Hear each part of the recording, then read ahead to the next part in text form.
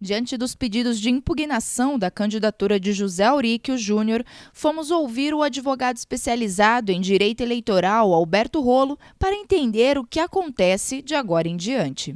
Para o eleitor entender, o dia 15 de agosto passado foi o último dia para apresentação dos pedidos de registro. A partir do dia seguinte, ou seja, a partir do dia 16, esses pedidos de registro ficam sujeitos a impugnações. O que significam as impugnações? Não cumprimento das exigências legais para o candidato se colocar na urna eletrônica, se colocar à disposição do voto do eleitor. No caso específico de São Caetano, foram 3 impugnações, como você mencionou. Uma delas versa sobre as contas de 2012, que foram votadas pela Câmara Municipal e a Câmara decidiu rejeitar essa prestação de contas. Então, inclusive, houve aí esses últimos dias decisão do próprio Supremo Tribunal Federal insistindo, né, e renovando a interpretação da Constituição, que diz que quem decide sobre a prestação de contas é a Câmara Municipal. Então, se a Câmara julgou as contas irregulares, isto é motivo para impugnação. E aí a Justiça Eleitoral vai decidir se tem liminar, se não tem liminar. Como a gente sabe, isso foi noticiado na época. Essa é uma. Outra impugnação que houve foi uma condenação em ação de improbidade por conta de cartões de Natal que foram enviados na época para os munícipes de São Caetano, e a Justiça Eleitoral condenou o candidato por ato de improbidade administrativa. Então, esse assunto também foi levado para a Justiça Eleitoral e a Justiça Eleitoral vai decidir se isso significa que o candidato está enquadrado na lei da ficha limpa ou não.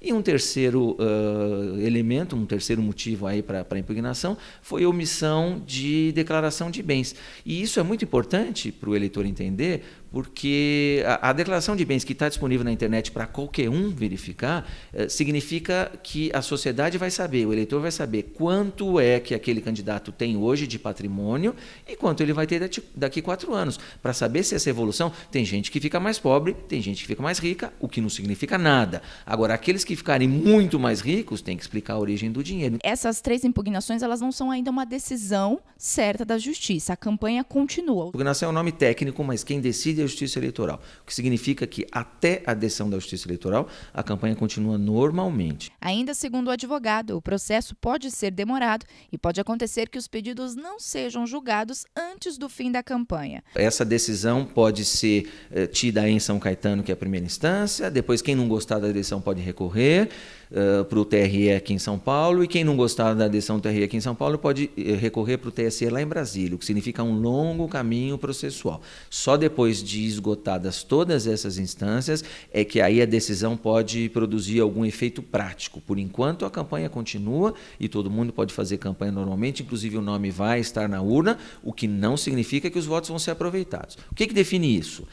O dia da eleição. Se no dia da eleição, que esse ano é o dia 2 de outubro, o registro estiver deferido pela Justiça Eleitoral, mesmo pendente de recurso, esses votos vão ser computados e aí a gente vai saber exatamente quanto cada candidato fez. Agora, diferente disso, se no dia 2 de outubro o registro estiver indeferido, do mesmo jeito, mesmo que pendente de recurso, aí na contabilidade dos votos vai aparecer 0. Aí esses votos não vão ser aproveitados, vai ficar 0. E se o registro não for ganho, vamos dizer assim, na última instância da Justiça Eleitoral, esses votos vão ser nulos, o que significa que, eventualmente, o eleitor que votar no candidato cujo registro foi indeferido, a impugnação foi julgada procedente, o eleitor vai perder esses votos. Então, se Auríquio for eleito, mas acabar impugnado, quem assume a prefeitura é o futuro presidente da Câmara de São Caetano, até que ocorra uma nova eleição regional. Até a alteração, a chamada mini-reforma da lei eleitoral, o ano passado, 2015, o segundo colocado assumia. Agora não é mais assim. Qualquer que seja o número, né, a percentagem de votos que esse candidato que não teve o registro deferido fizer, qualquer valor, né, 30%, 40%, qualquer valor, significa que vai ter nova eleição. Se o registro for indeferido por conta das impugnações e estiver indeferido no dia 2 de outubro, que é o dia da eleição, o candidato vai ter 0 votos, significa que o eleitor perdeu o voto.